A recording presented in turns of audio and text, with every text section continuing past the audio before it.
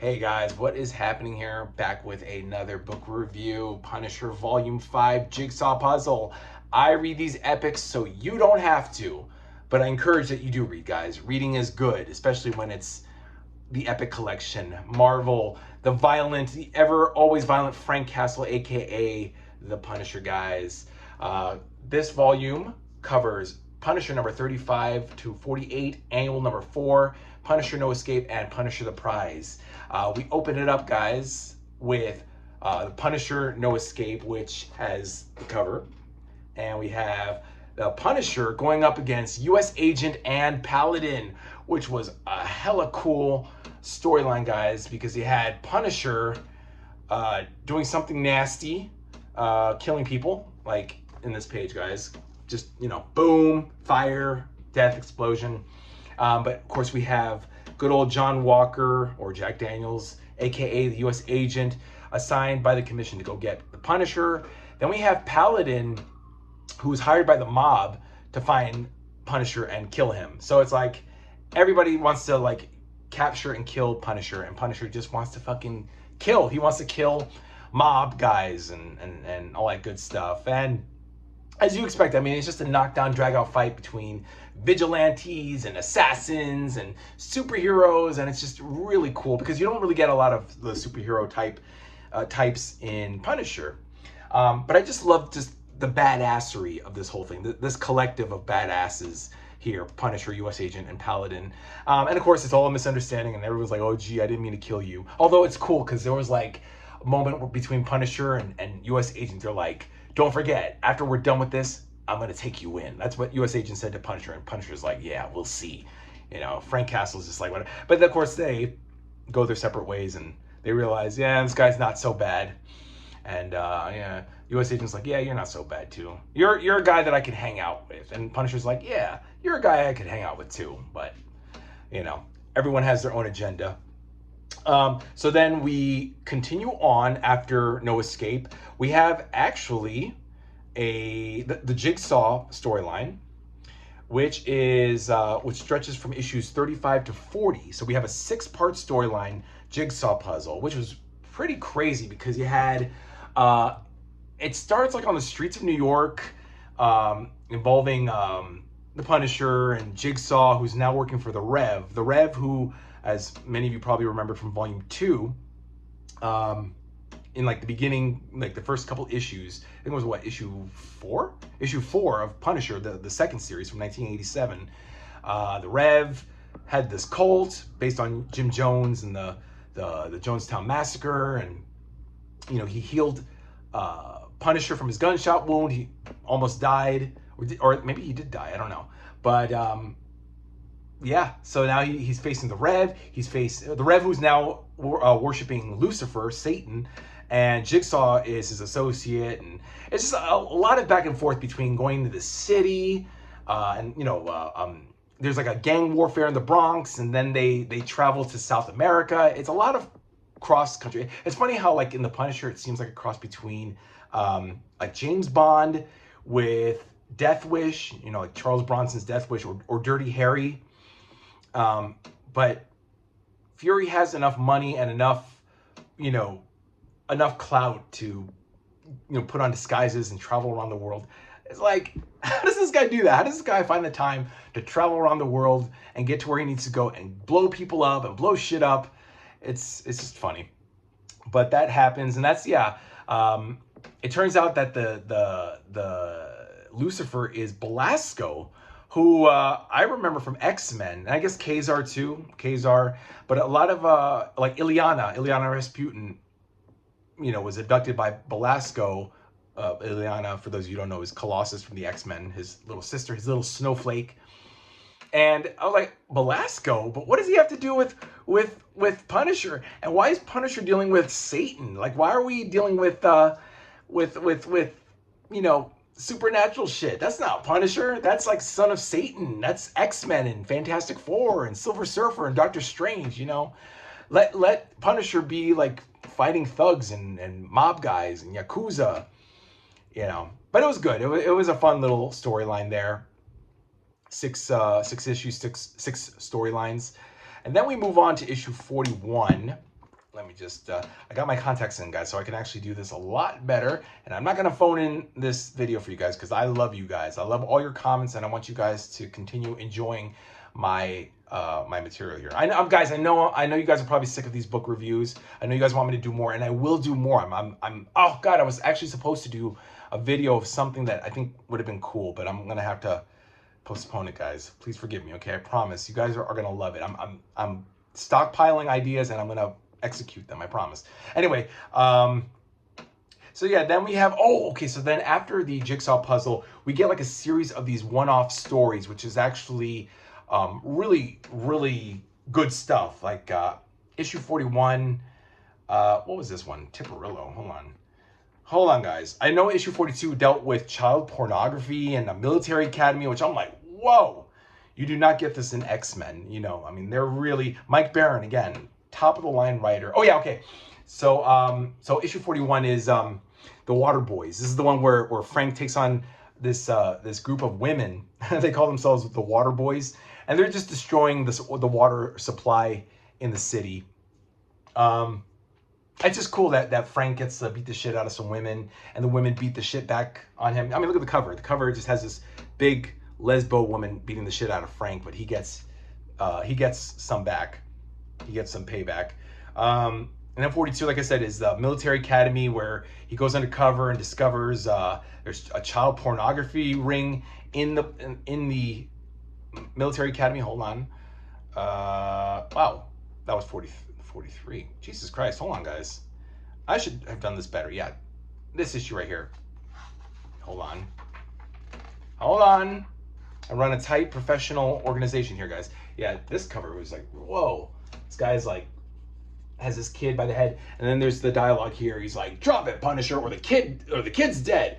What do I care? My kid is already dead. Like, damn. That's nothing to do with your kid, dude. But he's like, I don't care. Go kill the kid. But it's pretty deceptive because nothing happens to the kid. It's just child pornography, which again, very taboo. I'm shocked that the Comics Code even allowed that to happen. 43, we had, he goes and gets this doctor responsible for this DEA agent's murder.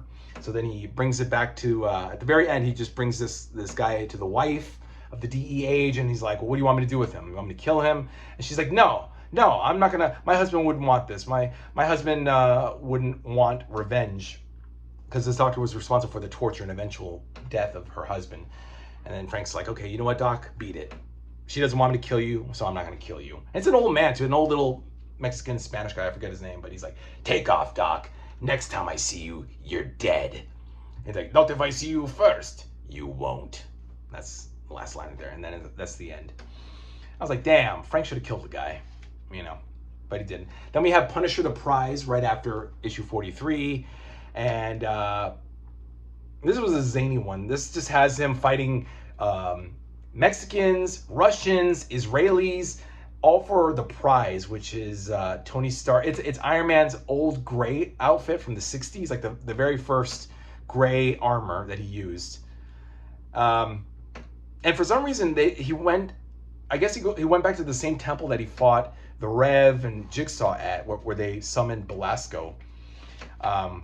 Good story. Again, great dialogue, great human, mature dialogue, but like, geez, I mean, he might as well be an agent of S.H.I.E.L.D. or James Bond himself. Punisher, I'm talking about. Like, he just travels the world. He seduces this chick, Jessica, who's a camera woman, and they give each other, you know, the eye, and like, I kind of like you, and you kind of like me, but I'm dangerous. I'm a bad boy. Yeah, see, this is the prize. Like a giant Iron Man outfit, or armor, and of course he wins. Oh, I gotta show you guys. Again, spoilers, guys, but there's no way to defeat this armor, but of course Castle finds one way to do it, and he just, where is it? He got, like, the armor's got him by the throat. I don't know why he just doesn't like snap Punisher's throat, but he pulls out his knife right here, and he just chucks this bastard in, right in the dude's eyes, like, and the guy dies, and the temple explodes. He accidentally presses the repulsors, and that boom, boom, boom, everything's just going kablooey, you know. And that's it, the end. And then we pick up, again, issue 44. He deals with this black kid who's a rapper, and he's burning the flag. This really pissed me off. This ugly motherfucker right here is just burning the flag. He's in Iowa, and Punisher should have just let him get killed. I hate it. This guy, every dialogue he had was just rapping. It was like rapping and rhymes, and he's just like unapologetically like a piece of shit. This rapper guy, but Punisher. But it's funny. They do have this dialogue where they're like, rap is not rap is poetry set to a beat and rhythm, and it's not even all that good. So Frank educates and schools this black kid about what rap is, and he's like, yo man, oh my goodness, what you talking about? What you talking about, Willis? But I like that Frank has some comedic lines. Like, he's funny, like he's a funny guy and he's quick. It's kind of like when Captain America started coming out with some funny jabs, thanks to Gruenwald. But of course, this is just they just discover a crank factory, or not a crank factory, a farm, and they blow it up. There's that. There's a theme here to this, guys. A lot of blowing up. 45. Oh yeah. Okay, so the taxi. Okay, so right. 45. He takes on a serial killer of cab drivers. Kind of like the Zodiac. Well, the Zodiac killer only killed one cab driver, but Frank goes undercover as a cab driver to ferret this person out. Turns out it's a woman. The killer's a woman who was raped. So she blames cab drivers for not stopping to pick her up because she ended up getting raped. So I kind of felt bad. I was like, oh yeah, that makes sense. But meanwhile, he's also chasing after a dude a drug dealer. So I mean, like, he's got two people he's got to find. He's got to find a serial killer of cab drivers and this guy who jumped bail. This what's his name? Goffney? Yeah, it's such a stupid name. This guy, forgot it. It's not even worth repeating, guys. It's such a dumbass name. But Frank handles his business and kills everybody. And it just ends. It's funny. He gets his men and he takes off one way while the cops are going the other way to the crime scene. And that's it. The end. Oh yeah, 46. He goes after an old Nazi dude. Has a plane that Chip's father. His father invented a particle beam, and it's inside a Dornier plane, which the Germans used to fly in World War II, but it's stuck in Greenland in a glacier. So Frank and Chip have to both go and, fetch the particle beam, and of course everybody wants to kill them, including the rogue officer that loaned them the helicopter to find this particle beam. That's all right. It was not bad. Then 47, 48 is it says here caught in Desert Storm, but it was around the time of the Desert Storm, the Iraq War in Kuwait. But they really don't make any references. It's 47 and 48, the last two issues. And Frank just Rose Kugel, who was the agent in issue 7, who was thrown off the construction site along with Saracen, the big giant dude. They both supposedly died in issue 7 of Punisher, but they turn out to be alive. Because it's a comic book, like soap operas. They come back to life. But it's very political. Frank and Chip end up in the Middle East, and these two, fictitious countries are at war, and Frank is, fighting Saracen. He's got him strapped to the muzzle of the gun, but of course he breaks out because he's got like these diamond encrusted fingernails, like a manicure, and he wins. Yeah, see, this is him tied up. Oh shit, almost dropped that. Tied up to it, but of course he escapes. And that's a 2-part. Yeah, next stop, Baghdad. Hey, look at he's like strapped to the muzzle of the big gun here. Oh yeah, and they call it was it Microchip of Arabia? That's the name of the Brattle gun. That's the name of the weapon. But the next issue is Microchip of Arabia, and like literally, I mean, it's like a scene from Lawrence of Arabia, and even it's got that schmacht on his head. The chip has like that Lawrence of Arabia schmachta, and it's just Middle Eastern desert warfare. A lot of blowing up, a lot of killing, a lot of ruminating. Frank glowering, and he just kills people.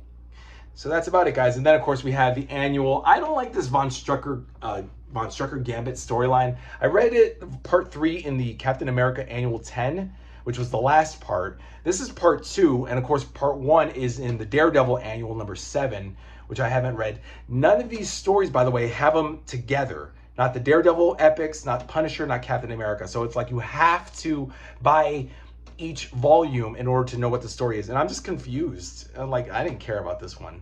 And it involves Hydra. These enhanced humans, and Punisher is a test. It's like a test. And Nick Fury's in. Nick Fury with S.H.I.E.L.D.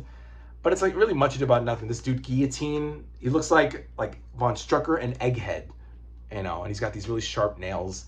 There's not much here, guys. This is like a midpoint. But I did like this second story where Microchip goes to a fat farm, and of course the people in the back, the people who own it, are involved in nefarious schemes. So Chip has to get through it alone without Frank's help.